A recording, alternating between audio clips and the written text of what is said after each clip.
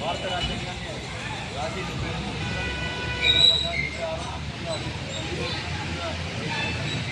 సామ్యవాద ప్రజాస్వామ్య సౌకర్య గణతంత్ర దినోత్సవం శుభాకాంక్షలు. యాక్చువల్గా గణతంత్ర దినోత్సవం అనేది టీచర్లు మనల్ని పరిపాలించి మిగిలిపోయేటప్పుడు మీరు ఈ దేశాన్ని నడపలేరు, మీకు చేత కాదు అని హేళన చేయడం జరిగింది.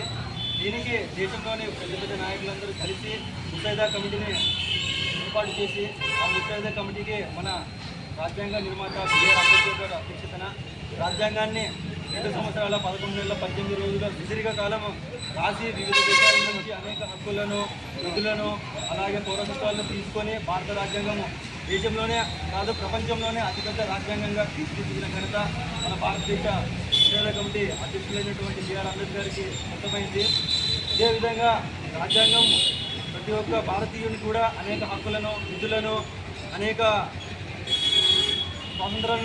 స్వాతంత్ర హక్కులను కల్పించడం జరిగింది.